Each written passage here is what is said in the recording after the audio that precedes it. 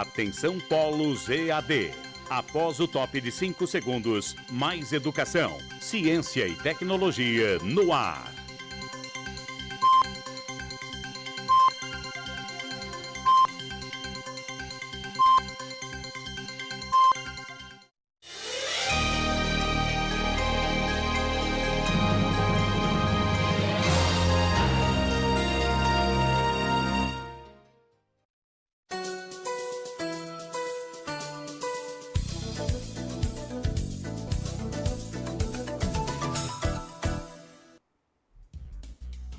Bom dia, alunos! Bom dia, tutores! Tudo bem com vocês? Hoje será a nossa 6ª aula do módulo Funcionários de Escola, Cidadãos, Educadores, Profissionais e Gestores. Na nossa aula passada, nós vimos um pouquinho como o funcionário de escola pode estar atuante na construção do projeto político-pedagógico da escola. E também nós tivemos uma atividade em grupo em sala, lembram? E aí, como é que foi trabalhar nessa atividade em grupo, nessa construção coletiva que foi proposta? Vocês acharam interessante? Conseguiram se entender direitinho? Na aula passada, não foi possível nós socializarmos as respostas dos polos como nós havíamos proposto. Tivemos um probleminha técnico, mas hoje nós vamos socializar as respostas dos 3 polos, conforme nós havíamos combinado. Ok? Então, vamos lá as respostas dos polos? A questão que foi proposta para os grupos foi essa. No grupo 1, foi proposto, na opinião do grupo, o que seria a qualidade na educação escolar? Para o grupo 2, na opinião do grupo, o que seria a qualidade de ensino? E para o grupo 3, na opinião do grupo, enquanto educadores, profissionais ou funcionários, podemos influenciar na melhoria da qualidade da escola onde trabalhamos? De que maneira? Nós tivemos várias respostas. Vamos ver aqui, conferir de perto, a resposta do polo São Francisco do Guaporé. Vamos lá, questão 1. Qualidade da educação. Acreditamos que as leis deveriam ser colocadas em prática. Ou ainda, nos dias de hoje, não podemos observar essa prática. Um outro passo é a valorização dos profissionais. Muito interessante. Vamos à questão 2 do Polo de São Francisco do Guaporé. Sobre qualidade de ensino. Em primeiro lugar, deveria ser colocado em prática os direitos que garantem a LDB, como professores qualificados e empenhados, materiais didáticos, escola com boa estrutura para atender todas as necessidades e todos os segmentos de ensino na educação básica, programas para trazer os pais para participarem do conteúdo escolar e da vivência escolar dos filhos, formação continuada para todos os profissionais da educação. Vamos à questão 3 do Polo de São Francisco de Guaporé, que fala sobre a questão de que se os professores e os funcionários, eles podem influenciar na melhoria da qualidade da educação. Então, a resposta de São Francisco foi sim.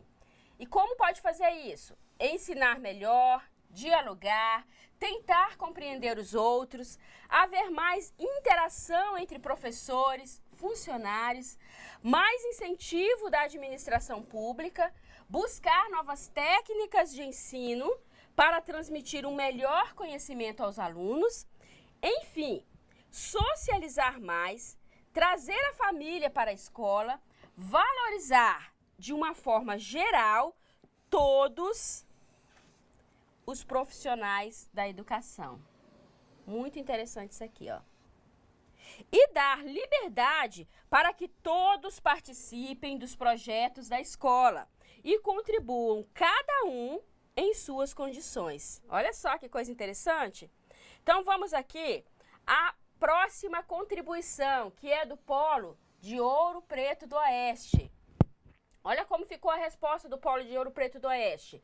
Qualidade da educação indicam que esta deve ser discutida, compreendida amplamente envolvendo as condições extras e intraescolares, bem como os diferentes atores individuais e institucionais que participam do processo educativo, tais como estudantes, professores, pais, coordenação pedagógica.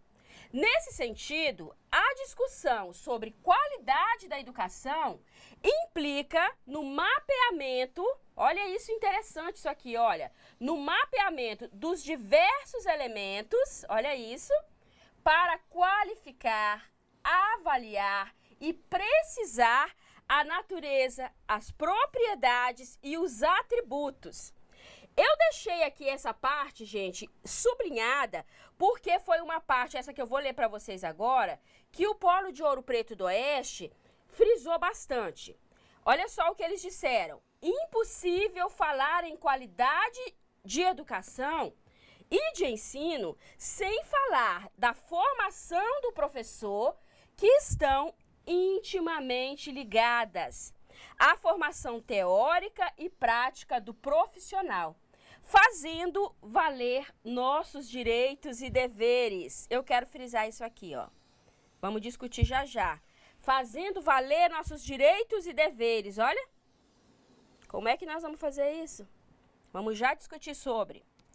Vamos aqui à resposta do Polo Espigão do Oeste.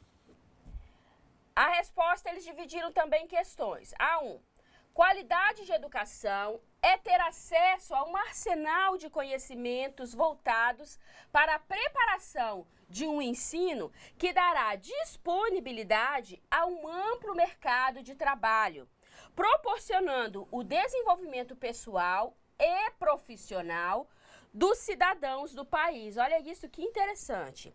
Sistematizando a identidade funcional, quero frisar isso aqui, com a profunda participação do governo, dos professores e dos pais, para com a colaboração do ensino no Brasil. Gente, isso ficou muito legal.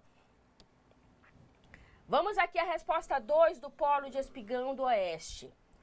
Uma qualidade de ensino começaria por uma boa infraestrutura, professores capacitados e com treinamentos durante o ano letivo, salas de aula, ambientes com materiais didáticos de qualidade, professores capacitados em informática para que os alunos busquem através de pesquisas. Vamos à questão número 3 do Polo de Espigão do Oeste, que fala também sobre a questão se os profissionais, tanto professores como funcionários, podem contribuir para a melhoria da qualidade da escola. A resposta do Polo do Espigão: sim, podemos participar das reuniões, dos conselhos escolares, orientando os alunos, zelando da limpeza e conservação do ambiente escolar, buscando especialização técnica, ou seja, conhecimento, na área exercida ou a área de atuação, tornando assim habilitados para exercer nossa função de técnico em meio ambiente e infraestrutura escolar. Isso aqui também eu quero frisar, tá? Então vamos aqui, com isso, nós vimos aqui compartilhamos 3 polos, 3 respostas de polos, conforme nós havíamos combinado. Infelizmente, não foi possível compartilhar a resposta de todos os polos que socializaram as respostas conosco, devido ao tempo que nós temos. Mas eu quero dizer para vocês que eu li todas as respostas que foram enviadas. Fiquei muito contente com o retorno que vocês fizeram, com a produção que vocês conseguiram realizar e como vocês conseguiram exercer essa visão crítica que nós temos falado aqui. Uma coisa que eu quero observar é que eu pude ver que, embora todas as respostas dos polos, embora vocês estejam em locais distintos, mas existem alguns pontos que são comuns nas respostas de vocês. A questão de que é necessário a qualidade, para ter essa qualidade de ensino, essa formação continuada, tanto dos professores como dos funcionários. Só que eu prestei atenção que vocês falaram muito, de uma forma geral, eu estou dizendo dos polos, tá, gente? Sobre a qualificação, a capacitação, a formação do professor. Vocês estão esquecendo dos funcionários de escola? A formação continuada, ela deve ser para todos os profissionais da educação, como nós vimos aqui em uma das respostas dos polos. Mas, gente, valeu. Essa proposta dessa atividade de grupo serviu como um exercício de como é que ela na escola, no momento de realizar, de elaborar a proposta política pedagógica. Lembra que nós temos falado desde o início deste módulo da importância da participação coletiva na construção da proposta política pedagógica da escola? Não só na construção, como no acompanhamento, na execução dessa proposta? Essa atividade serviu para isso, para vocês verem de perto e sentirem como é na realidade que acontece uma construção coletiva. É dessa maneira, é discutindo o tema, é ouvindo os pares. Mas para que você participe com qualidade da elaboração e da execução da proposta política pedagógica da escola, você precisa ter conhecimento, que é isso que nós estamos buscando aqui. Na verdade, nós vamos hoje, agora, trabalhar e discutir os temas das unidades 7 e 8 do nosso módulo. Vamos ver sobre o que esses temas estão falando? Na unidade 7, nós vamos falar sobre funcionários, profissionais valorizados ou servidores descartáveis. Na unidade 8, só corrigindo aqui, o tema será gestores na democracia escolar. Uma coisa que nós temos que observar sobre essa questão dos funcionários. São profissionais valorizados ou servidores descartáveis? Nessa unidade, nós vamos ver o contexto da formação do funcionário de escola dentro das características do serviço terceirizado, da terceirização. Mas para entender o que é a terceirização, nós precisamos passar por uma teoria. A teoria de alguns teóricos. Vamos ver aqui um pouquinho. Essa teoria fala sobre a classificação das atividades de trabalho. Como é que as atividades de trabalho se classificam? Elas se classificam em atividades fim e atividades meio. Mas, na prática, o que quer dizer isso? Atividade fim e atividade meio. Como é que a gente distingue? Para entendermos melhor, vamos a um exemplo. Se nós formos considerar um hospital, a principal função do hospital, o principal objetivo é o tratamento e a cura das doenças, não é verdade? Se a gente for pensar nisso, o objetivo principal dessa empresa, que é um hospital, as atividades fins seriam aquelas desenvolvidas pelo médico, pelos enfermeiros, pelos técnicos de enfermagem, que estão diretamente ligadas ao objetivo dessa empresa, que é o hospital. E as atividades meio? As atividades meio seriam aquelas desenvolvidas pelos profissionais da limpeza, da alimentação, da recepção, da segurança.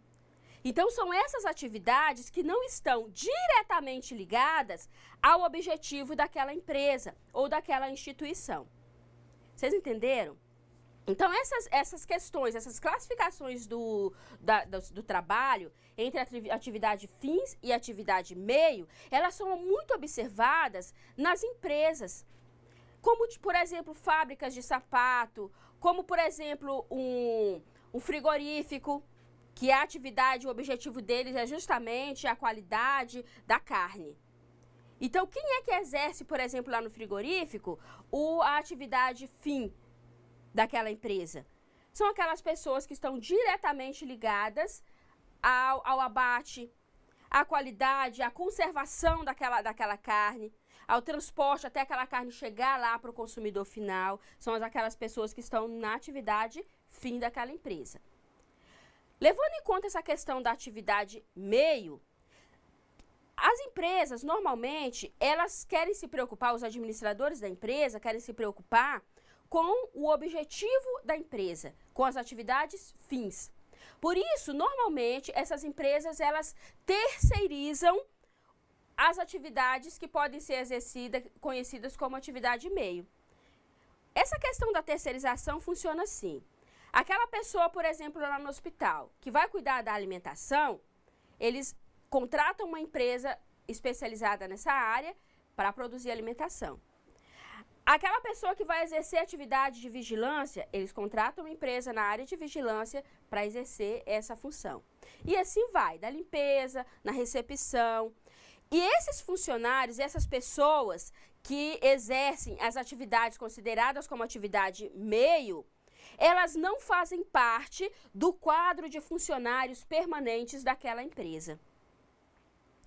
E aí, eu pergunto para vocês, e a escola? A escola pode ser vista dessa maneira? Na escola tem que ser exercido ou deve ser exercido também, as atividades elas devem ser divididas entre atividades fins e atividades meio? O que você acha? Essa questão, quando traz aqui para a escola, para o ambiente escolar, ela é uma questão que gera bastante polêmica. Sabe por quê? Porque se nós formos considerar a visão tradicionalista e tecnicista, a resposta vai ser sim. Tem que ter essa divisão de atividade fins e atividade meio. Só que a atividade fim, se for considerada nessa visão tradicional e tecnicista, o que seria essa atividade fim dentro da escola? A atividade fim dentro da escola seria essa diretamente relacionada ao ensino, ou seja, quem seriam os profissionais que exercem atividade fim dentro da escola? Somente os professores. Já a atividade meio, ela seria dividida em dois grupos dentro da escola, que seria o grupo de apoio direto pedagógico, né? Que seria quais os profissionais que estão classificados nessa atividade meio de apoio direto pedagógico? Seriam os orientadores, os supervisores, a administração, os coordenadores pedagógicos, esse grupo envolvido ali na atividade meio de apoio direto ao ensino. E o restante dos grupos, do pessoal, que seria o pessoal que cuida da alimentação, da limpeza, da segurança da escola, os profissionais da biblioteca, da secretaria, todo esse pessoal estaria relacionado dentro do grupo que exerce atividade meio que não é de cunho pedagógico. Mas é assim que tem que ser? E tudo isso que nós temos visto desde o início do curso, desde o início desse módulo. E essa ideia de que todo profissional que trabalha dentro da escola é um educador. Como é que fica essa questão? Como é que fica essa construção da nova identidade do funcionário da escola com essa visão de que tem que haver atividade fim e atividade meio dentro da escola?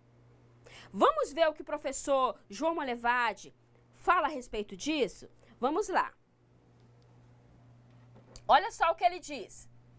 Em nossa forma de conceber a escola, não existem atividades fim e atividades meio.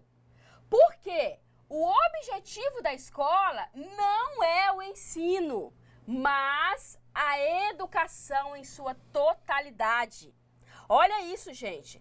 Todas as atividades transformam-se em competências profissionais e não em serviços mais ou menos afins aos processos de ensino-aprendizagem.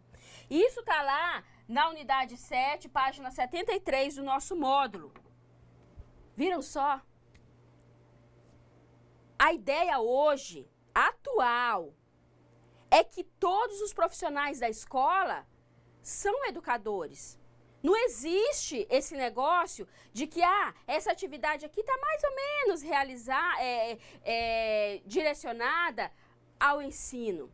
Não existe isso. Nós vimos e nós temos aprendido aqui que todos os profissionais que exercem suas atividades dentro da escola, independente que sejam professores, que sejam supervisores, orientadores, que sejam técnicos em alimentação, que sejam técnicos em infraestrutura escolar ou em secretaria, todos somos educadores. Mas aí eu levanto mais uma questão. Como você, como nós que somos técnicos em infraestrutura escolar, poderemos participar ativamente desse processo de ensino-aprendizagem? Como nós podemos desenvolver a proposta política pedagógica na escola, exercendo a nossa função? Como é que é isso? Vou dar mais um exemplo para vocês. Vamos supor que o professor de ciência vai trabalhar com seus alunos sobre noções de hidráulica. Ele vai trabalhar a parte teórica em sala de aula sobre noções de hidráulica, mas a parte técnica, sabe, vai ficar a cargo de quem? De você, técnico em infraestrutura escolar. E como é que isso vai acontecer? É claro que isso vai ser feito um planejamento do professor junto com o técnico.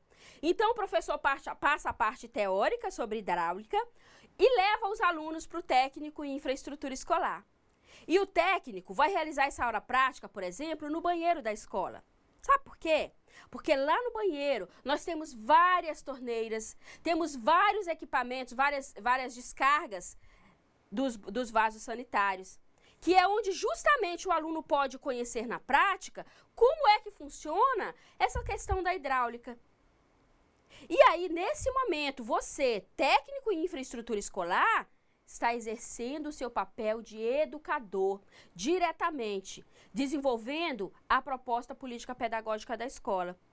Porque nesse momento, nessa aula prática, por exemplo, os alunos eles não estarão aprendendo só a prática, como fazer, como é que funciona o sistema hidráulico das torneiras, como é que funciona o sistema de funcionamento de uma válvula de descarga. Eles estão aprendendo mais. Eles estão aprendendo sobre conservação, não só da parte física da escola, mas como também sobre conservação do meio ambiente. Não só o meio que eles vivem, mas no meio natural. Conservação de água, por exemplo, pode ser trabalhada aí junto. Eles podem também aprender como é que se faz pequenos reparos na torneira, no sistema de descarga. E isso é um aprendizado que vale para a vida toda. Você já imaginou uma aula dessa? Como seria o interesse dos alunos? Como é que isso seria visto por eles? O ganho que isso seria, principalmente para os alunos em termos de educação? Mas para que isso aconteça, isso tem que estar previsto na proposta política pedagógica da escola. E como é que isso vai parar lá na proposta política pedagógica? É com a sua participação. É você que tem que fazer isso. Quando a gente fala aqui, nós temos batido nessa tecla desde o nosso primeiro módulo, desde a nossa primeira unidade, nós temos batido na tecla, funcionários, vocês precisam participar da construção, do acompanhamento da proposta política pedagógica da escola, do projeto político pedagógico da escola. E para que você participe ativamente dessa proposta, desse projeto, você precisa ter conhecimento, que é isso que nós estamos buscando aqui nesse curso do Profuncionário. Mas para que se efetive, lembra que nós temos falado aqui, eu falei na última aula, que nós precisamos ser ativos nesse processo de formação.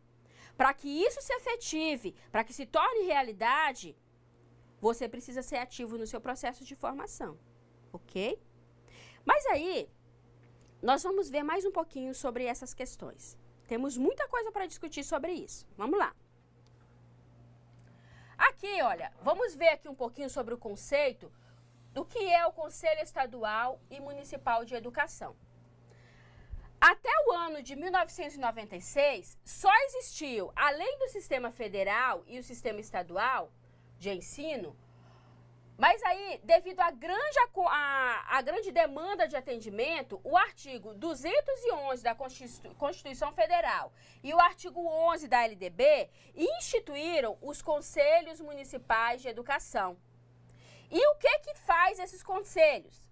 Aos conselhos competem atuar na elaboração, na avaliação dos respectivos planos de educação, no credenciamento das escolas e a autorização dos cursos de profissionalização dos funcionários são de sua competência, ou seja, da competência dos conselhos municipais.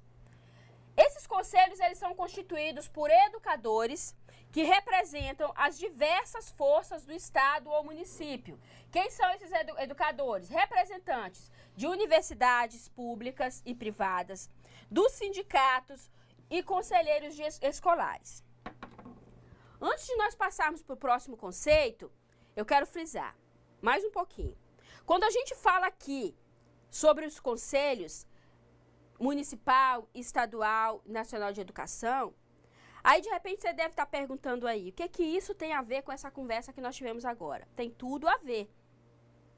Vocês viram aqui que os representantes dos conselhos municipais de educação, eles são educadores das escolas, das faculdades públicas e federais, do sindicato. E aí, eu te pergunto novamente, vocês têm lembrado das questões que nós temos visto nas aulas passadas sobre a sua participação no sindicato da escola?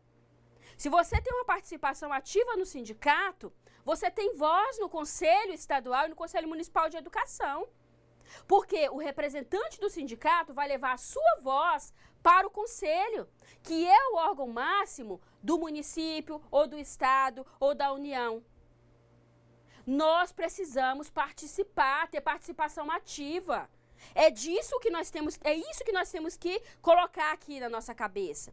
E tem que fazer essas coisas acontecer. Se você não tiver a participação ativa, você vai deixar de ser representado nesses órgãos máximos. E aí, gente, toda essa conversa de concretizar a nova identidade do funcionário de escola não vai passar de conversa para boi dormir. E é isso que nós queremos? É isso que nós estamos fazendo aqui? Não é, né? Não é essa a proposta. Então, vamos conhecer mais alguns conceitos que vai nos ajudar bastante nessa construção da nossa identidade, ok? Vamos lá. Olha só, educação especial. O que é? Um dos fenômenos mais gratificantes da evolução social do Brasil nas últimas décadas é a inclusão educacional. A partir da década de 70, houve um crescimento de aproximadamente 90% de matrícula no ensino fundamental e médio de crianças e adolescentes portadores de deficiências e transtornos globais no desenvolvimento. O Conselho Nacional de Educação, por meio da Câmara de Educação Básica, emitiu as Diretrizes Nacionais de Educação Especial no parecer 17 de 2011 e na resolução 2 de 2001. Gente, essa aqui vem de novo a importância da participação nos grupos da escola. Porque olha só, esse parecer, essa resolução e essa lei que dá o direito aos portadores de necessidades especiais e de transtornos globais da aprendizagem de ter o direito ao ensino dentro do núcleo comum, porque antes dessa lei, essas crianças, esses adolescentes, eles tinham uma educação separada dos ditos, entre aspas, normais. Ou seja, eles eram excluídos do sistema. Hoje, a partir dessa lei, que foi de 2001, a partir dessa lei, eles estão tendo direito à democratização. Nós temos falado muito disso, sobre democracia, né? Você tem olhado a Constituição? Tem dado uma lidinha ali na LDB?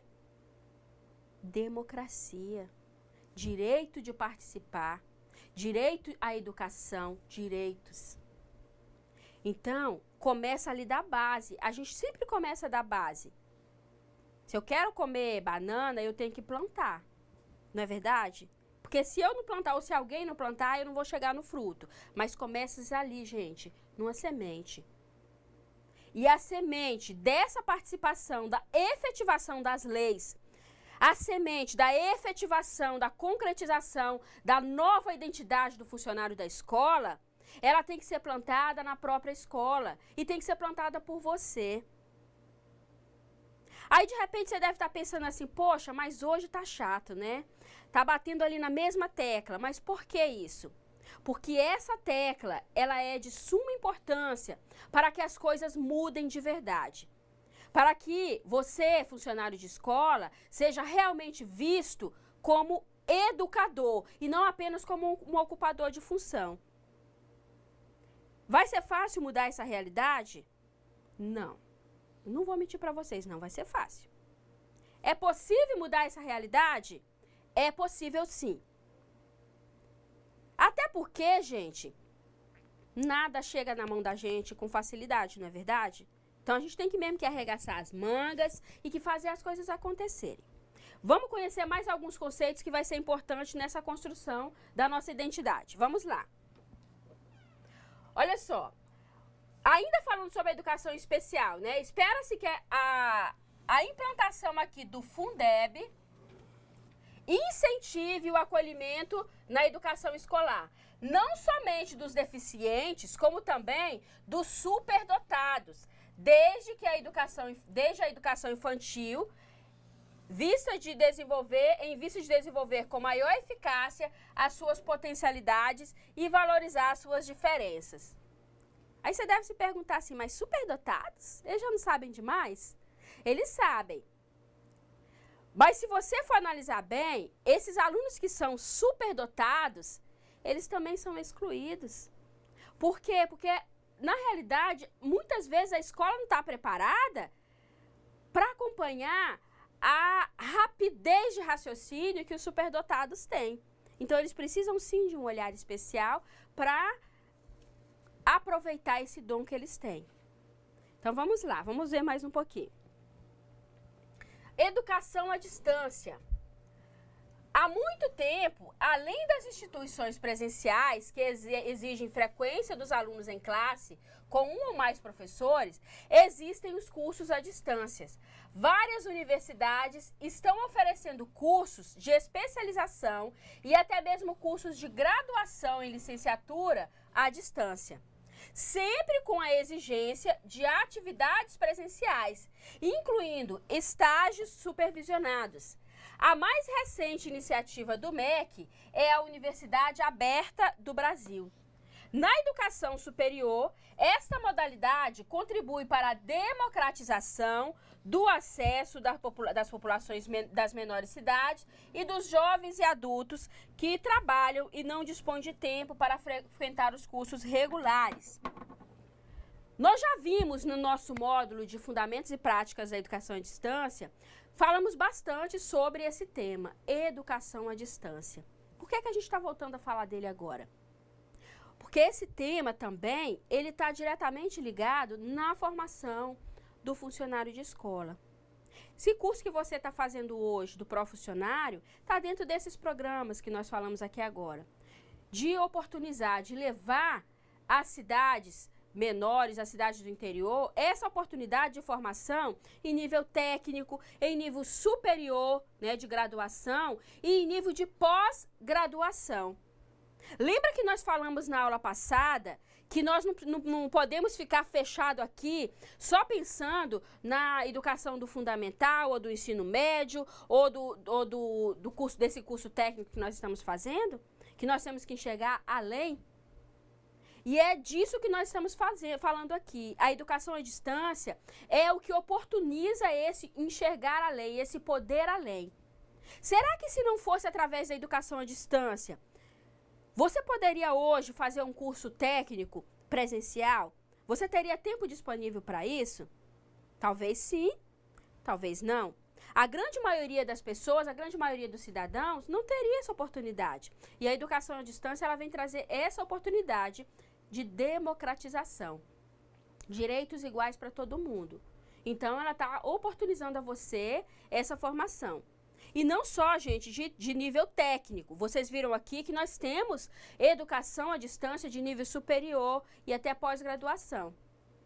Aí eu pergunto para você, será que esse curso do pró-funcionário, ele vai realmente te capacitar para que você seja um técnico em infraestrutura escolar de qualidade? Curso à distância? O que você acha? Eu digo para você que pode sim te capacitar, que pode sim. Sabe por quê? Eu sou prova viva disso. Eu também sou funcionária de escola. Dentro da instituição federal onde eu trabalho, eu sou funcionária de escola. Eu sou assistente de alunos. E eu sou professora, sabe por quê? Porque eu busquei minha formação. E essa formação que eu busquei de nível superior foi através da educação à distância. Então, eu sou fruto vivo, eu sou uma prova viva de que a educação à distância, tanto no nível técnico médio quanto no nível superior ou de pós-graduação, ela funciona, ela é séria e ela é de qualidade. E está acessível a você. Então, não vamos parar por aí. Vamos ver mais um pouquinho sobre esses conceitos. Gestão educacional. A gestão é o conjunto de ações que garantem numa instituição a consecução dos objetivos, que por sua vez correspondem às demandas ou aos direitos sociais. Em geral, a gestão compõe-se de planejamento, execução e avaliação. A gestão de uma escola não é isolada das funções educativas, principalmente do processo de ensino-aprendizagem. Na escola, todos são educadores, docentes e não docentes. E todos são gestores, porque a gestão hoje não é uma atividade meio. Ela é intrinsecamente pedagógica. Olha só que coisa linda isso aqui. A gestão hoje, ela não é uma atividade meio. Esse nosso módulo, ele diz assim, funcionários de escolas, cidadãos, educadores, profissionais e gestores. Somos gestores.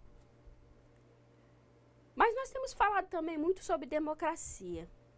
E como é que está lá na tua escola? A tua escola exerce uma gestão democrática?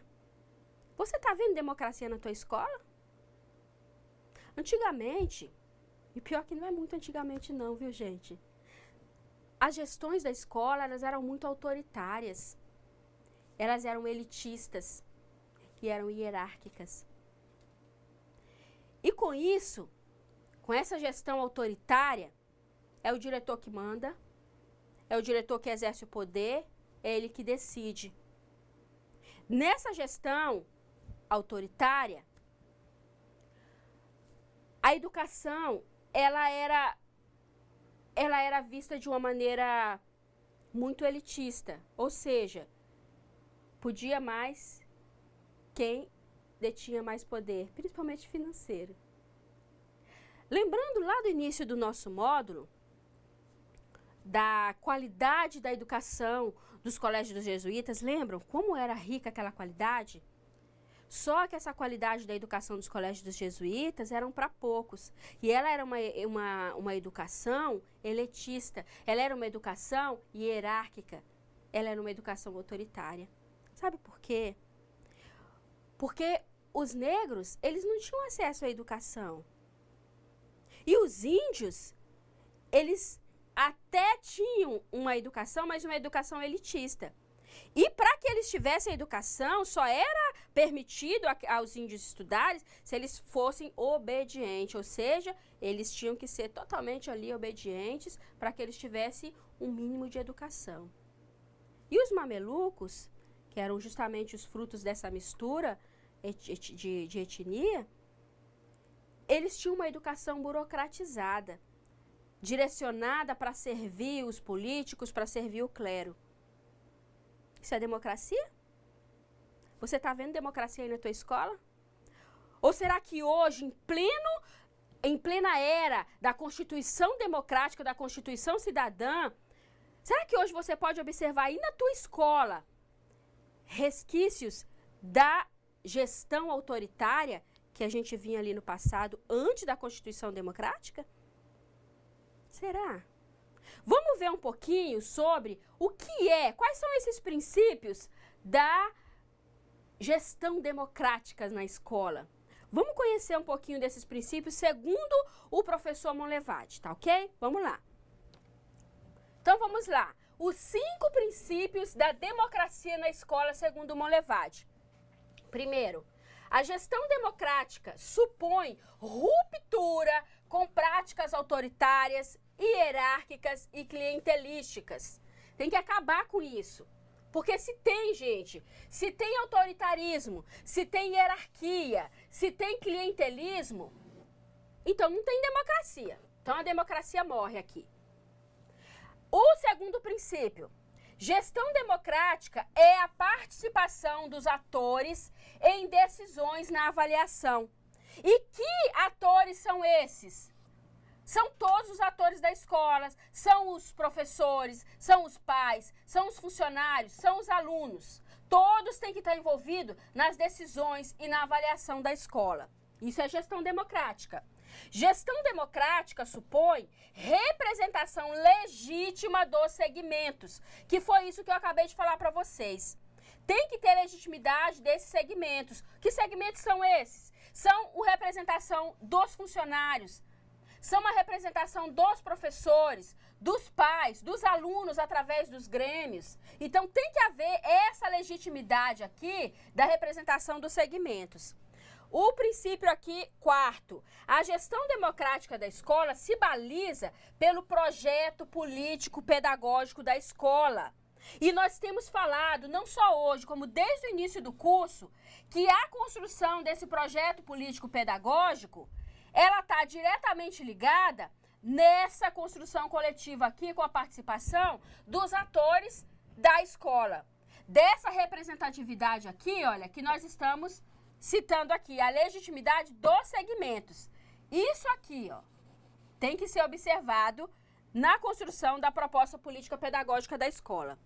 E o quinto princípio, gestão democrática da escola se articula com a administração democrática do sistema de ensino através do conselho escolar. Nós falamos aqui que, vocês viram aqui quando nós vimos a respeito dos conselhos, que a representatividade dos professores, dos funcionários, através do sindicato, ela está lá no conselho. Não só no conselho da escola, como no conselho do município, como no conselho do estado, como no conselho da União. E se você tem representatividade, se você tem voz ativa no conselho, na construção da proposta política pedagógica da escola, é a partir daí que nós vamos fazer a democracia acontecer. Fazer com que essa gestão democrática aconteça efetivamente. Como é que está a gestão democrática da tua escola? Tem havido democracia aí? E se não está havendo democracia aí na tua escola, o que você está fazendo, não só enquanto funcionário, mas principalmente enquanto cidadão brasileiro, para fazer com que esta democracia aconteça? O que é que você está fazendo? Vamos ver mais um pouquinho aqui sobre o nosso conteúdo. Olha só, segundo o artigo 14 da LDB, toda escola deve ter seu conselho escolar, composto por representantes de professores, funcionários, pais e alunos, com a atribuição de elaborar e acompanhar a proposta pedagógica da escola e tomar decisões pedagógicas e administrativas mais importantes, assim como assessorar a direção nas resoluções dos problemas da escola. Então, gente, através do conselho, cada uma dessas representatividades tem voz na escola. Olha só, o que o artigo 1º da Constituição Federal diz? A República Federativa do Brasil, formada pela união indissolúvel dos estados e municípios e do Distrito Federal, constitui-se em Estado democrático de direito e tem como fundamentos, olha só isso aqui, a soberania, a cidadania, a dignidade da pessoa humana, os valores sociais do trabalho e da livre iniciativa e o pluralismo político. São fundamentos da nossa Constituição. Mas eu quero chamar a atenção para vocês no parágrafo único do artigo 1º da Constituição Federal. Olha o que esse parágrafo diz. Todo poder emana do povo, que exerce por meio de representantes eleitos ou diretamente, nos termos desta Constituição. Todo poder emana do povo. Quem é esse povo? Você é o povo. Eu sou o povo. Nós somos o povo, cidadãos brasileiros. E de que poder é esse que a Constituição brasileira, no seu parágrafo único do artigo 1º, está nos investindo? É o poder de fazer com que os nossos direitos sejam válidos. É o poder de fazer com que eles sejam exercidos. Como é que isso vai acontecer? Nós temos que ter conhecimento para que as coisas aconteçam efetivamente. Vamos lá. Os princípios orientadores da gestão democrática. Nós temos aqui quais são os princípios? Empoderamento. A escola deve constituir uma identidade. Participação. A escola tem o papel principal de propiciar a educação aos estudantes, uma educação que valorize participação de todos os atores sob o comando, a iniciativa do diretor. Comando e iniciativa, mas participação ativa aqui, olha, de todos os atores. Representatividade. No processo de participação, principalmente no conselho escolar ou em outras reuniões, cada um deve falar em função do pensamento do seu grupo, partindo de uma discussão prévia com os representantes. Então, tem que haver essa representatividade. Então, vamos aqui às políticas educacionais e aos planos de educação. O que são essas políticas? As políticas públicas, elas são um conjunto de intenções e de ações dos poderes públicos que procuram responder às demandas da sociedade. E através dessas políticas públicas, nós temos aqui, foi criado aqui o Plano Nacional de Educação, que é o PNE. Esse plano ele foi fixado através da Lei 101 de 2011 e a Lei 172 de 2001. Em 2010, iniciou-se a elaboração do novo PNE. De acordo com o texto aperfeiçoado do artigo 214 da Constituição, que exige investimento público com percentual do Produto Interno Bruto dos estados e municípios. Essa questão do investimento, nós vimos também na aula passada. Lembra dos 25% das arrecadações que os estados e municípios eles têm que fazer? Então, essa arrecadação, além dessa arrecadação dos estados e municípios, também, através dessa nova versão do PNE, os estados tiveram um acréscimo nessa contribuição. Porque além da arrecadação do estado e município, tem também uma percentagem da arrecadação da União que é repassada aos municípios para serem investidas em educação. E se a gente não tiver conhecimento disso, como é que nós vamos cobrar dos nossos representantes esses investimentos? Nós vimos aqui nas reflexões dos grupos da proposta que foi passada na aula passada, teve um grupo que disse assim, que precisa para ter qualidade, que se faça valer as leis da Constituição e da LDB. Mas quem é que tem que fazer valer essas leis? Somos nós que temos que fazer valer essas leis. O povo, o poder ele emana do povo. Ele emana de nós. Mas para que a gente faça com que isso aconteça, que seja efetivo, nós temos que ter conhecimento dessas leis. Nós temos que ter conhecimento desses direitos. Não é verdade? Então vamos lá. Vamos aqui, olha. Temos falado bastante sobre o Fundeb. Não sei se vocês perceberam. O Fundeb é o Fundo de Manutenção e Desenvolvimento da Educação Básica e de Valorização dos Profissionais da Educação. Instituído pela Ementa Constitucional número 53 de 2006, ele determina que 80% dos 30% arrecadados dos impostos vinculados à manutenção e desenvolvimento do ensino seja destinado a todos os alunos da educação básica. Além dos recursos de estados e município, o Fundeb conta também com o dinheiro da União, que é o que eu estava falando com vocês. Olha aqui, no mínimo 10%, no mínimo, tá, gente? Isso pode ser mais. Do total de suas receitas, da receita da União, a partir de 2010, está sendo destinado também à educação básica. Em cada estado, estes recursos arrecadados são distribuídos pelo critério das matrículas em todas as etapas da educação básica. O Conselho Estadual e Municipal tem a tarefa, olha aqui, do controle e acompanhamento social das receitas e despesas. Se por acaso você está querendo saber aí como é que está a arrecadação, como é que está a utilização da receita, do dinheiro que está sendo investido na escola, na educação básica do meu município, onde é que você vai ter essas informações? É no Conselho. Porque o Conselho é que tem a função de acompanhar, de avaliar essas receitas. Tá vendo como é importante ter uma representatividade no Conselho? Porque se você tem uma representatividade, tem alguma dúvida, quer saber de alguma coisa, é só buscar essa representatividade. Então vamos lá. Educação indígena.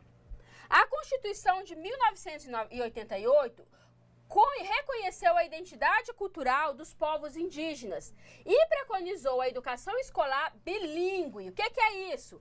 Que a comunidade indígena tem o direito de trabalhar com o português mais a sua língua materna. Isso aqui, gente, é para preservar um pouco da cultura indígena que ainda resta, revalorizando no currículo a sua herança cultural. Os artigos 78 e 79 da LDB reforçam essa diretriz. Desde 2002, o Conselho Nacional de Educação conta com a presença de um educador indígena. A Câmara de Educação Básica emitiu as diretrizes da educação indígena através do parecer 14 em 1999. E na Resolução 3, também de 1999, instituiu as condições da instituição escola indígena, que pode ser mantida por instituições privadas e pela rede municipal. Porém, ela sempre estará ligada ao sistema estadual de ensino. Vimos desde os primórdios lá da nossa colonização o quanto a comunidade indígena foi massacrada. E o triste, gente, dessa história toda é que a escola contribuiu nesse massacre. Essas resoluções, essas leis que nós vimos agora aqui a respeito da educação indígena, é uma tentativa de resgatar esses direitos indígenas.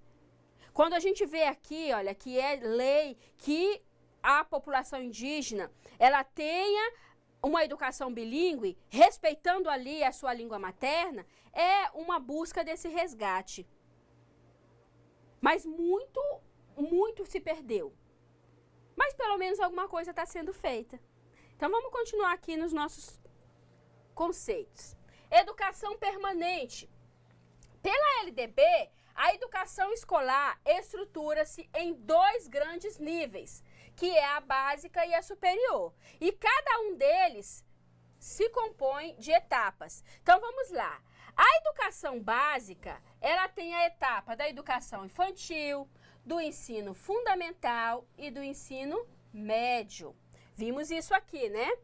A educação superior, ela tem a etapa da graduação, pós-graduação, sendo que a pós-graduação está subdividida em mestrado e doutorado. Então, essa pós-graduação, ela pode ser na base da especialização, que está aqui na pós, e aqui no mestrado e no doutorado.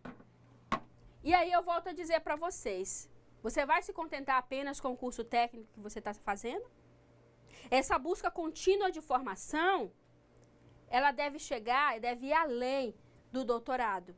Porque hoje, se nós formos levar em conta, por exemplo, um profissional que tenha cursado, terminado o seu doutorado lá atrás, há uns 10 anos atrás, e se ele não continuar, não buscar essa formação continuada, ele vai ficar perdido no tempo.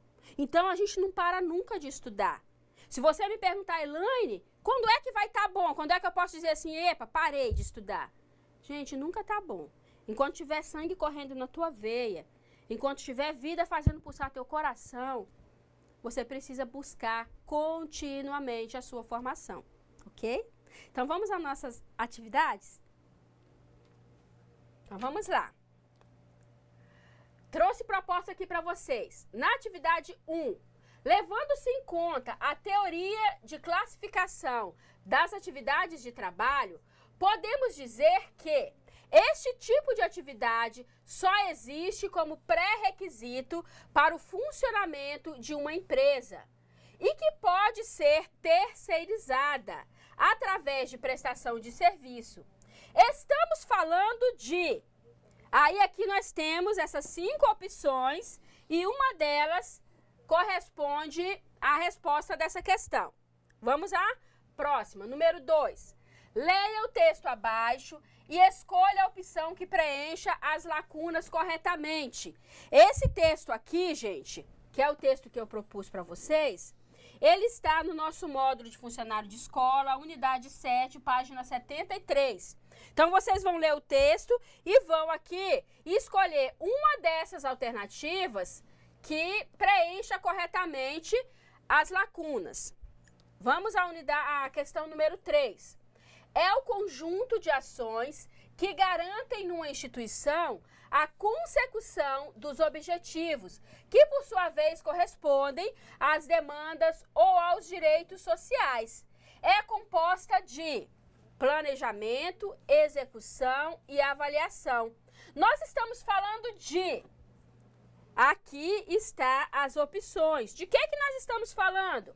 Vocês vão analisar o texto e escolher uma dessas alternativas. Vamos à nossa questão número 4.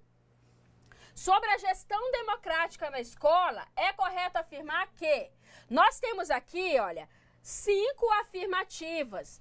Vocês vão analisar cada uma delas, verificar quais dessas alternativas são corretas e a partir daí vocês vão escolher uma dessas alternativas aqui que corresponde à análise dessas afirmativas. Então, vocês vão escolher uma dessas alternativas que vai responder corretamente essa questão número 4. Na questão número 5, baseado nos princípios orientadores da gestão democrática, relacione a segunda coluna de acordo com a primeira. Então, nós temos aqui as letras de A a E. E aqui vocês vão relacionar na segunda coluna quais representam cada uma delas. A escola, na letra A escola deve se constituir uma identidade. O que é isso aqui? Baseado nos princípios da gestão democrática. A escola deve se constituir uma identidade. Isso está relacionado à participação, à representatividade, à transparência, ao empoderamento ou à autonomia. E assim vocês vão analisar cada uma dessas questões aqui. Após, vão assinar aqui qual é a alternativa que vai preencher corretamente as colunas, ok? Essa é a proposta de atividade que eu trago para vocês hoje. Espero que vocês reflitam bastante sobre tudo que nós vimos. Daqui a pouquinho eu volto para a correção. Eu estarei no chat. Se tiver alguma dúvida, alguma questão, algum questionamento, é só passar para o tutor e a gente vai batendo bolinha enquanto vocês fazem a atividade. Eu volto daqui a pouco.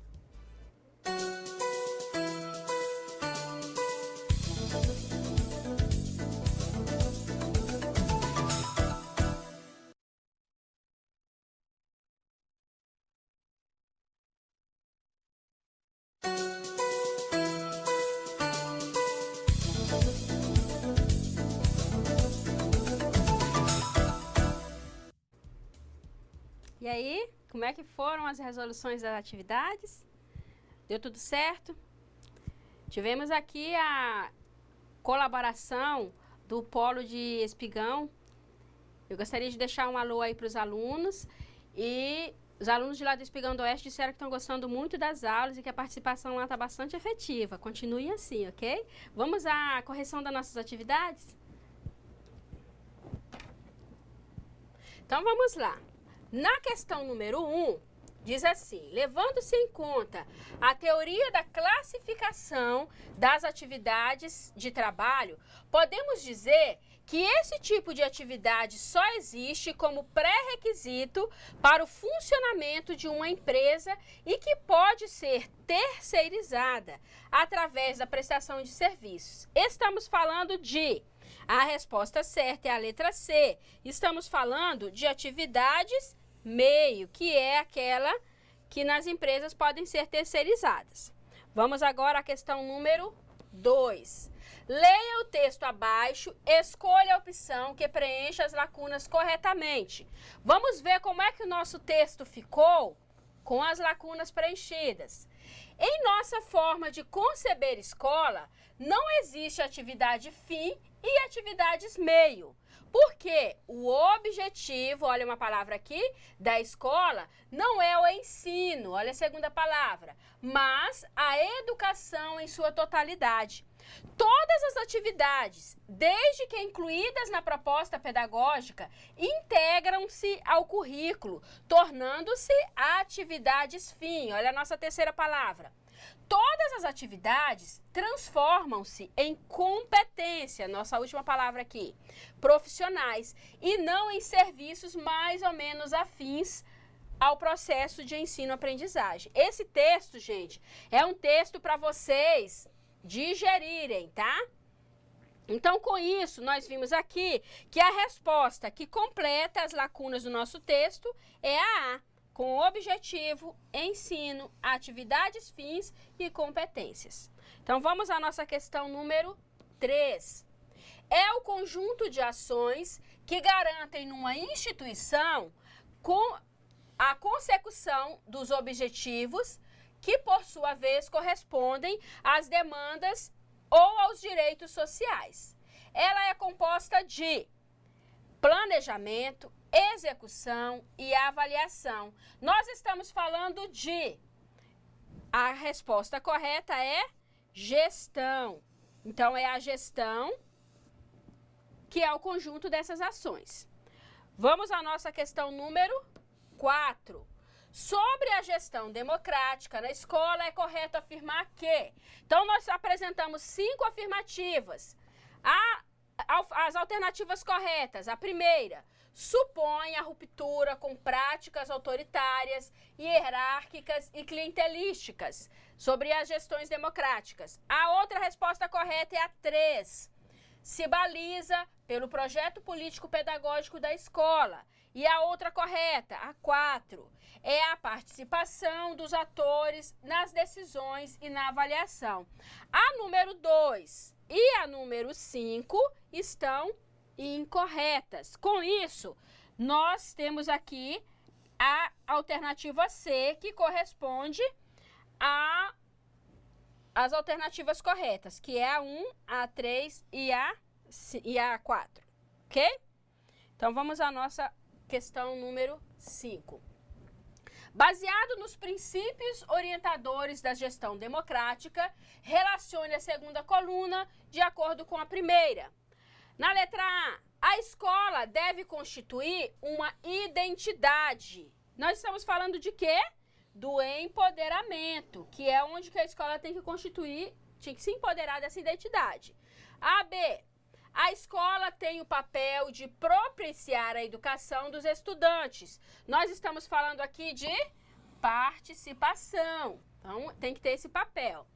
A letra C. No processo de participação, principalmente no conselho escolar ou em outras reuniões, cada um deve falar em função do pensamento do seu grupo, partindo de uma discussão prévia com os representantes. Estamos falando de quê? Da representatividade. Na letra D, A escola é federal, estadual ou municipal, mas, acima de tudo, é escola. Ela é esta escola com um nome, uma história, uma proposta. Nós estamos falando de quê? Da autonomia. Então, cada escola tem a sua autonomia. Na letra E, a escola democrática é aquela onde as informações são públicas. As despesas viram notícias públicas em boletins ou murais. Estamos falando daqui de transparência. Então, a necessidade de se ter transparência. Com isso, a alternativa que vai preencher corretamente as lacunas é a alternativa A, que é B, C, E, A e D. E aí? Foi bem fácil, né? Vimos aqui essas nossas atividades. Eu falei para vocês que nessa aula de hoje nós estávamos trabalhando as duas últimas unidades do nosso módulo, que é a unidade 7 e a unidade 8. Mas ainda não acabou as aulas do módulo de fundamentos e práticas. Nós vamos ter ainda duas aulas. Na próxima aula, nós vamos voltar ao tema do memorial descritivo. Lembra que eu falei para vocês que nós íamos trabalhar um pouco mais em cima desse tema? Então, na próxima aula, vamos rever a questão do memorial descritivo e tirar algumas dúvidas que nós tivemos hoje no chat, ok? E na nossa última aula, nós vamos ter a nossa revisão e a atividade avaliativa. Vão se preparando e dê uma olhadinha no ambiente virtual que deixei uma atividade lá para vocês, ok? Então, boa aula para vocês daqui a pouquinho e até a semana que vem.